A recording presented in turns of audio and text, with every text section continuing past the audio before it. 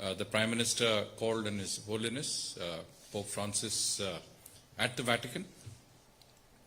You are already aware of some of the details of that very special meeting. But as you know, this is a unique occasion as the last interaction between the Prime Minister of India and the Pope was in June 2000 when late Prime Minister Shri Atal Bihari Vajpayee met Pope John Paul II at the Vatican. This is a private audience that the Prime Minister had with the Pope. The two leaders discussed many topical issues, including the COVID-19 pandemic, economic and health recovery from the pandemic, the issue of climate change and the environment. You can judge the warmth of the conversation by the fact that the meeting was to have been a 20-minute schedule, but lasted for around an hour. The Prime Minister invited Pope Francis to visit India at an early date. The last papal visit to India was in 1999 when Pope John Paul II visited India.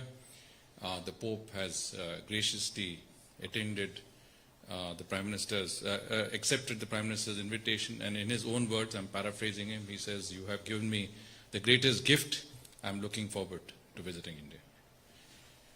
The Prime Minister presented His Holiness with a silver candle stand and a book on our commitment to the environment.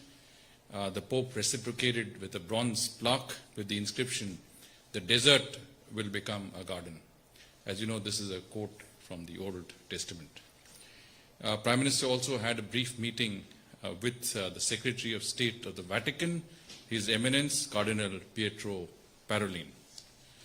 The meeting between the Prime Minister and His Holiness the Pope was a very personal meeting. In other words, they spent time on a one-to-one basis. I know that the meeting was characterized by warmth and candor. Both, I think, the Pope and the Prime Minister spoke of a number of issues which, as I mentioned, are topical and relevant to societies all over the world. How do you deal with this issue of the COVID pandemic? What have we done in terms of our own health preparedness, best practices in India? Also issues of which are relevant to the world, like climate change, the environment. I think there was also a conversation of a number of unique steps that we have taken in our own way to help communities and people in distress all over the world, whether it was facilitating evacuations in Iraq or from Yemen or from different parts of the world, Afghanistan. I think, and of course, His Holiness took a lot of time to explain to the Prime Minister about the Vatican, about their work, about some of the interesting, artifacts and memorabilia that is there in the Vatican. It's like a museum. It's a very unique, I would say, place which has housed, centuries of religious and spiritual objects, of reverence for people all over the world. So it has to be seen in that context. I think from ANI the question was whether the Pope, about the the invitation that the Prime Minister extended to the Pope. The timeline. That's right. So, we didn't the Prime Minister and the Pope did not discuss the dates of the visit. Prime Minister said, please visit India at your earliest convenience.